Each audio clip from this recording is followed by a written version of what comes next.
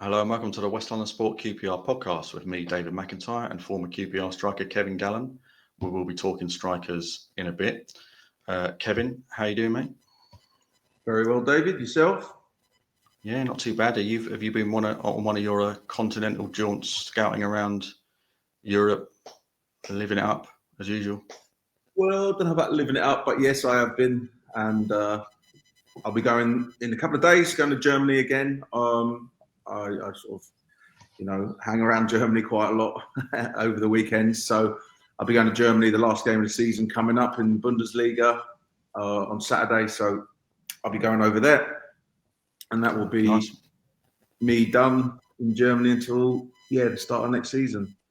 So yeah, very good football, great stadiums, very good hospitality. Really enjoy it. Oh yeah, I bet you do really enjoy it over there. Yeah. What are you trying to say? What are you going on about? Well, anyway, Kev, I thought a few bits and bobs this week. Really, no firm news on the managerial front. Nothing concrete as we sit here on Tuesday. But there are one or two other bits going on. I thought we'd talk about the new contracts for a few QPR players, a possible development in terms of QPR stadium plans, or what I think many people will hope turns out to be a development. And I also thought we could talk about Charlie Kelman, who we've discussed a little bit fleetingly in the past, but he's had an impressive season. And I also think a change of manager at QPR might change his situation potentially. In terms of the manager, Kev, there is nothing, as I say, concrete at the moment. But I just wanted to get your thoughts on what kind of manager you think the club should be looking for. What would you like to see in the new head coach? What kind of profile do you think he should have? Well, it's quite a difficult one. The structure of football clubs is completely different to what it was when I was playing, where you had a manager like a Jerry Francis type manager who managed the whole club, was in charge of pretty much everything: signings, budgets, coaching, done it all. And now it's all more of gone to the sort of the continental way over the year from the decades gone, where you have a sporting director, CEO, director of football, whatever you want to call them, sort of in charge of the football strategy, the football, the way they want discussed with the owners of the football club, the way they want the team to play. Do they want to be a team, a club that develops players, sell on to make money? Or they're going to, get an old school type manager who you want to get, promoted. So the days of a manager just being in charge are sort of gone, and they're gone at QPR at the moment, and it has been since, the last pretty much a decade, where Les Ferdinand came in as the first director of football. So the manager has to be able to work under the constraints or that structure, which is the club sort of by the players. I'm sure the manager will go in and say, I need it's quite obvious for us, but he'll go and say, I need a left back, I need a right back, I want a fast winger, I want a running midfield player. Or we're lacking in those areas, in my view, at QPR, and they're sort of the profile of players, and the manager will talk with the CEO, the director of football, and then they will try and make that happen and get the signings, which they can under the budget, which they are under. Regarding, are we going to go for another foreign manager? I don't know.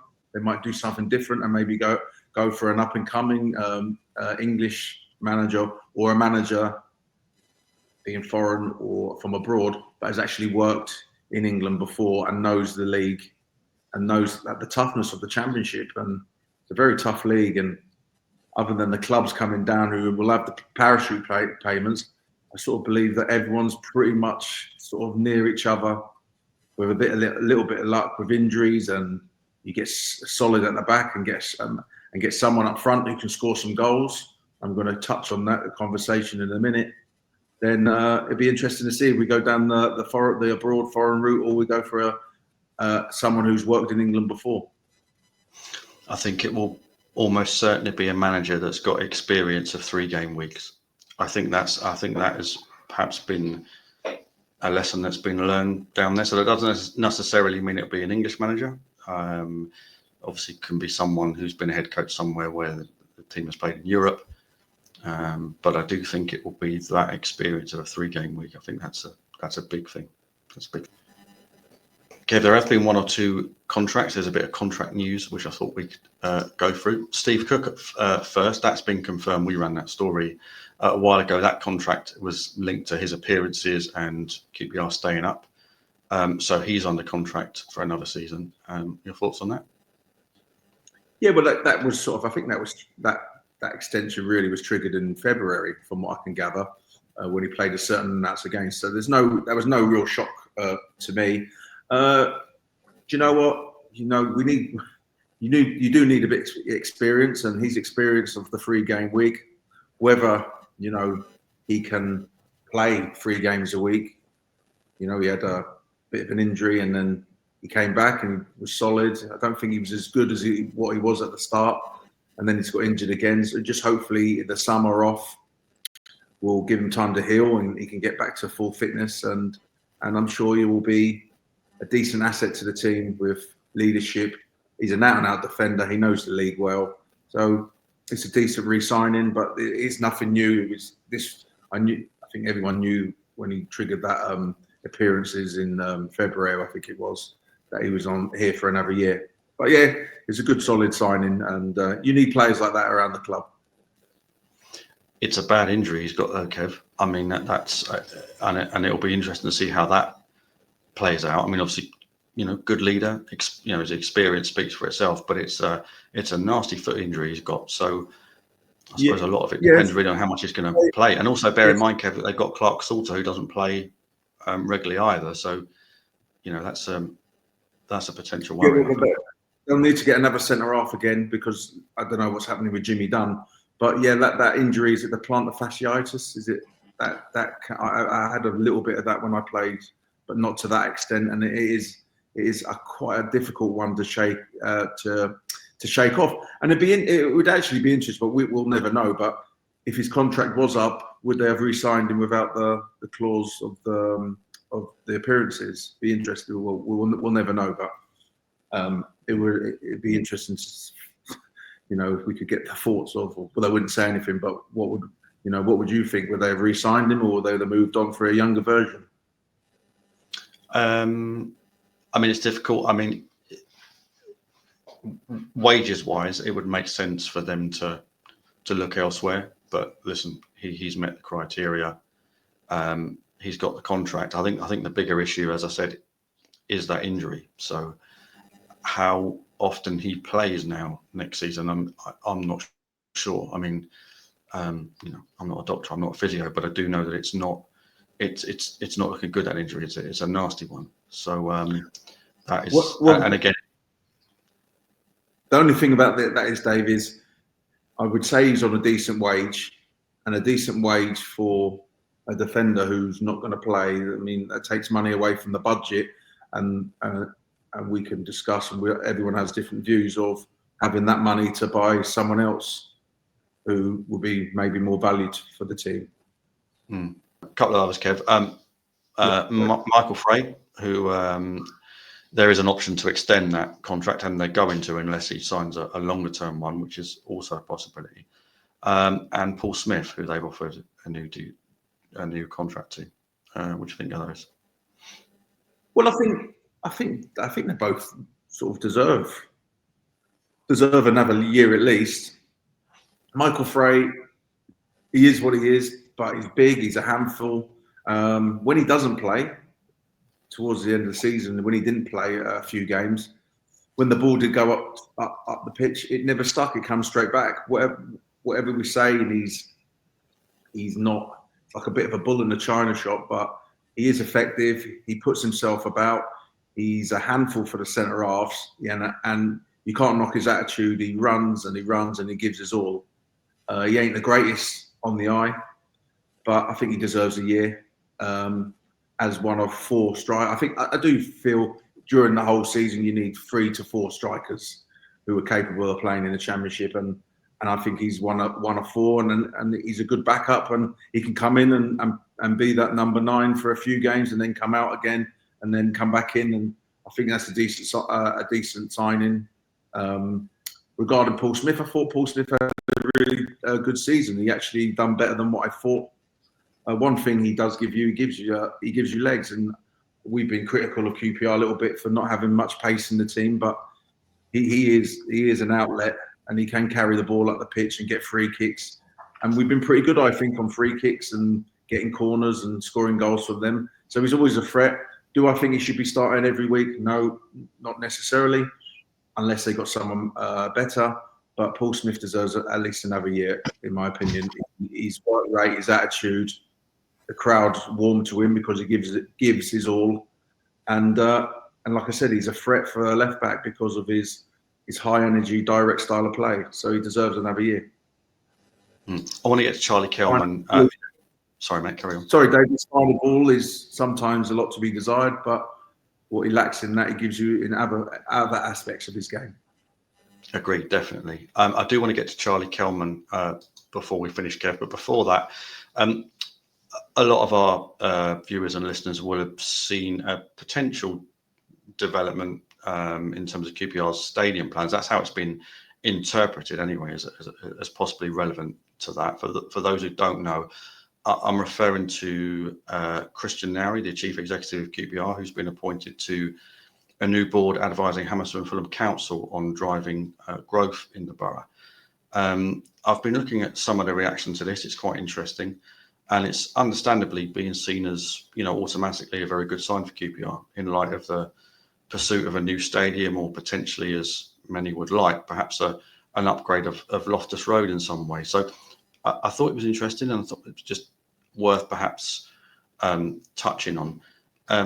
Just to give some context then for those who might not be aware, I'm sure most are, that the initial brainchild of the QPR regime was a new stadium at Old Oak, and all those familiar with that situation will know it came to nothing.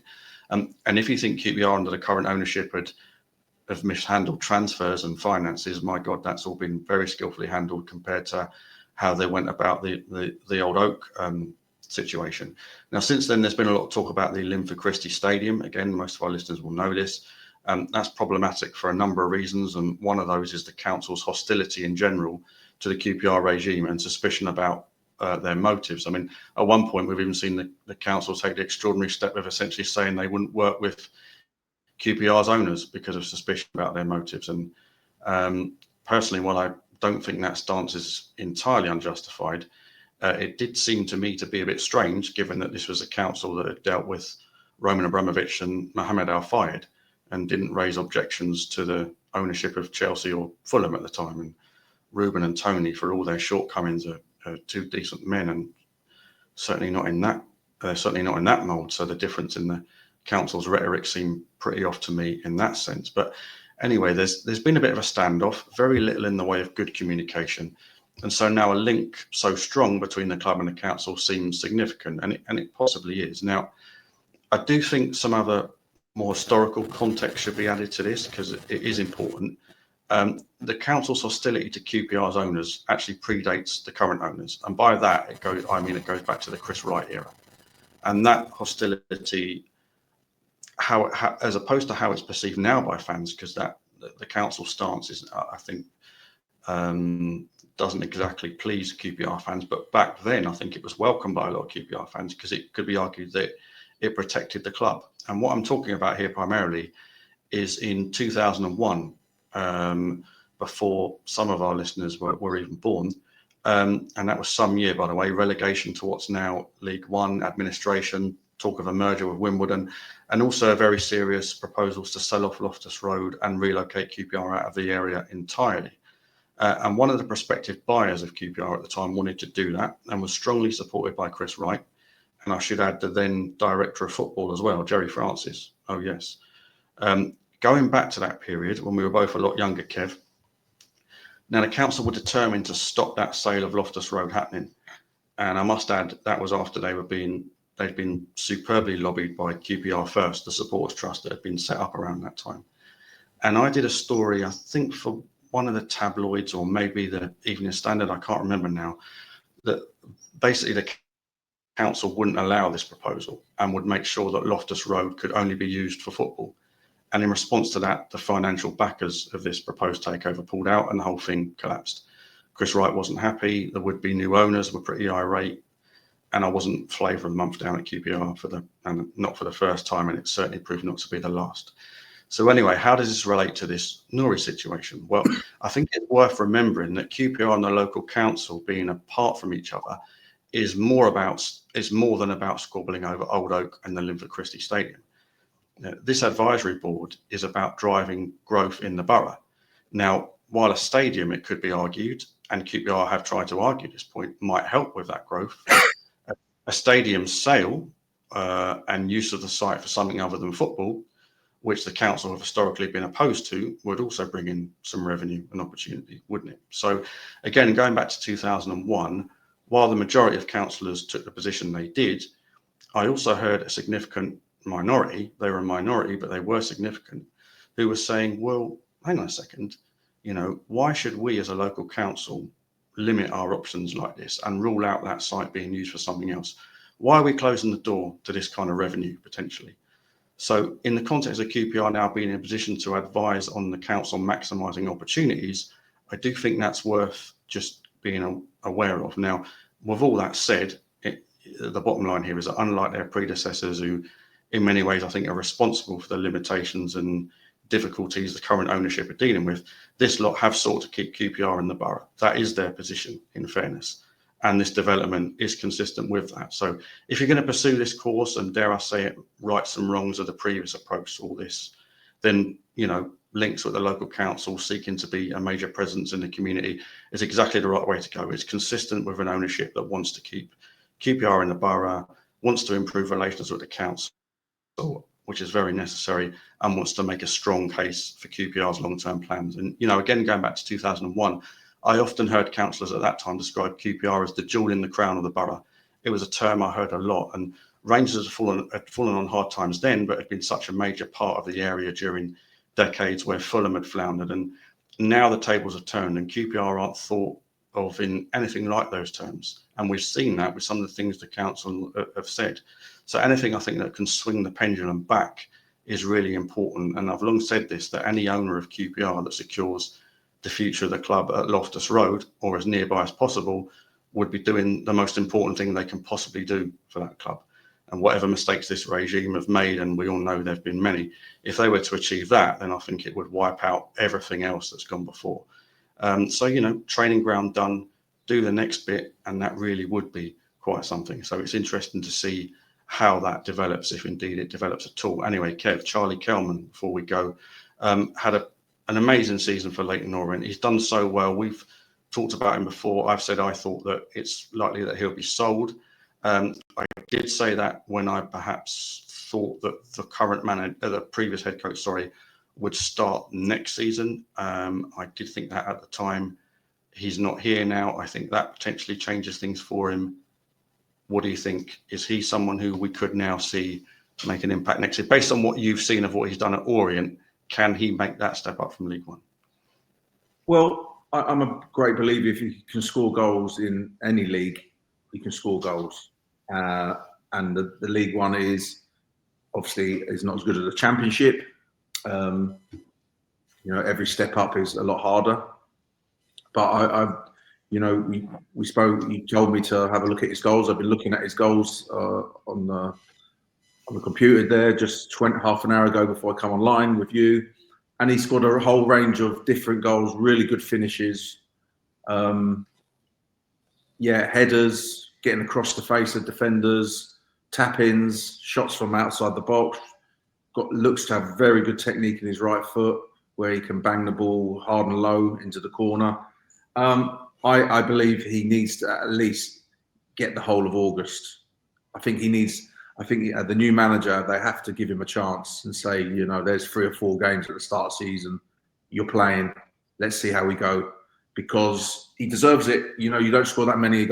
We'd be talking about, say we were talking about, we need a new striker. And then you'd look in League One. And who's the highest goal scorer in League One? You go, well, you've got to have a look at him. Well, the highest goal scorer in League One is a QPR player. So he has to be given a chance. new manager will come in. He'll see that. He'll look at his videos and he'll see the videos. He sort of reminds me. He's actually he's the ball sometimes goes over the top, and he hasn't really got real pace. But what he's got is he's got like sort of stocky legs and big, strong and glutes. Where when he gets into sort of a challenge, like when you're running and you're shoulder to shoulder, and he can get underneath a bigger defender and give him a little bang and knock him down because he's got that low centre of gravity, them strong legs, and he scored quite a lot of goals like that this season for Leyton Orient. He 100%, I think, deserves a chance because we haven't got a striker last season who scored as many goals as that. Nowhere near it. I don't think all our strikers put together have scored as many goals as him. So he definitely deserves a chance. It'd be interesting to see, will the club give him a new contract straight away? And it'd be interesting to see, will he accept it? But I definitely believe they've got to give him pre-season and the first few games of the season to see how he goes because he deserves it. His season this season has been outstanding. There's no doubt about that. He deserves a chance. And also his age as well, Kev. I mean, there is a gap between Championship and League One, and there've been plenty of strikers over the years who've looked brilliant in League One, not so good in the Championship. But that's often been established as they've got older that they're not quite good enough for that second tier. I mean, at the age he is, that bodes well for the amount of goals that he scored and his age. Both of those bode quite well for the future. Well, Dave, what's happened is he's got a run of games and he's got into a rhythm of playing every week. Like we said, the Saturday, Tuesday, and he's come into an age, and sometimes it takes centre forwards just to click a little bit, and it all comes together, and it seems to have clicked for him this season. Back again, I'm going to repeat myself. He deserves a chance, definitely, 100%. And he could be that striker that we've all been talking about, like that 15 goal a season and Championship striker. He could be it. I always remember how Mark Warburton put it, and I think a lot of managers felt this way as well. But his kind of mentality was, if a player goes lower down on loan, they've got to be absolutely outstanding. They've got to be brilliant for you to really look at them and think they can make the step up. Average to good isn't necessarily good enough unless they're particularly young. They've got to really, really stand out for a manager to think, okay, they're a viable option. And I think if you look at Kelman, he's done what Eze did. He's done what Chair did. He's done one or two others at that level. He ticks that box. He's been that good. He's been that successful, hasn't he? That you've got to look at that and think, well, like you said, he deserves a go. Yeah, 100%. Yeah. All right, Kev. Enjoy Germany, mate, and we will catch up again soon. And thanks, everyone. Cheers.